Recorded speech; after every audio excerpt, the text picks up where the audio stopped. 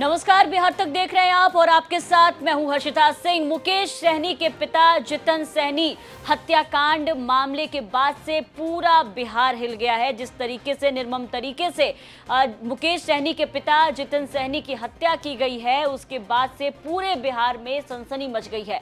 अब इस घटना के सामने आने के बाद कई तरह के सवाल खड़े हो रहे हैं। आपको बता दें कि पहला सवाल ये खड़ा हो रहा है कि ये चोरी में की गई हत्या है या फिर कोई पुरानी रंजिश है, जिसके बाद इस तरीके से निर्मम तरीके से इनकी हत्या की गई है।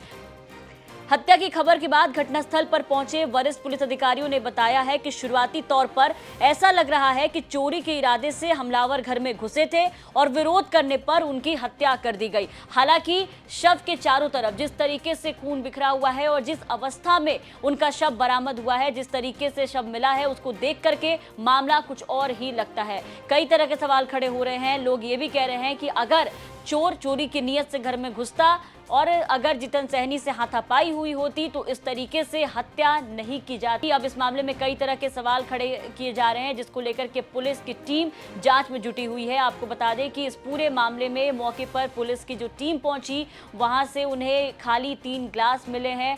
साथ ही एडीजी गंगवार ने प्रेस कॉन्फ्रेंस कर बताया है कि 2 संदिग्ध को इस मामले में हिरासत में भी लिया गया है। घटना के त्वरित उद्भेदन हेतु एक एसआईटी का गठन किया गया है। उस एसआईटी में ग्रामीण पुलिस अधीक्षक दरभंगा उसकी नेतृत्व करेंगे। उसमें उसके अलावा 2 पुलिस उपाधीक्षक, 3 जो वहाँ के थानाध्यक्ष हैं उनको शामिल किया गया। उसके अलावा अन्य दक्ष पुलिस पदाधिकारियों को भी इस पूरी एसआईटी में शामिल किया गया। आसपास के सीसीटीवी फुटेज और मोबाइल टावर का भी हम लोग अवलोकन कर रहे हैं। सीसीटीवी फुटेज के अवलोकन के बाद 2 संदिग्धों को वहां से डिटेन कर उनसे पूछताछ की प्रक्रिया प्रारंभ की जा रही है। सभी बिंदुओं पर पूरी गंभीरता और संवेदनशीलता के साथ बहुत ही बारीकी और सघनता के साथ जांच की जा रही है।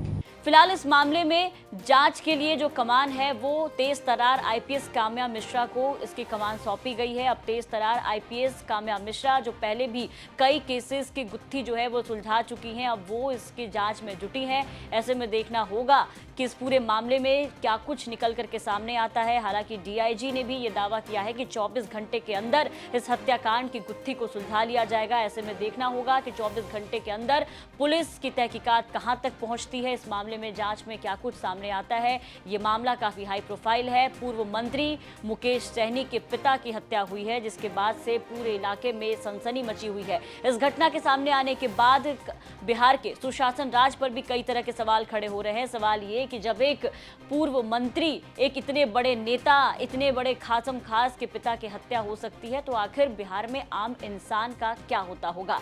नीतीश के सुशासन राज पर अब आम जनता के द्वारा कई तरह के सवाल जो हैं वो खड़े किए जा रहे हैं। इस पूरे मामले पर आपको क्या लगता है, अपनी राय कमेंट करके जरूर बताएं। बिहार की तमाम खबरों के लिए बने रहे बिहार तक के साथ।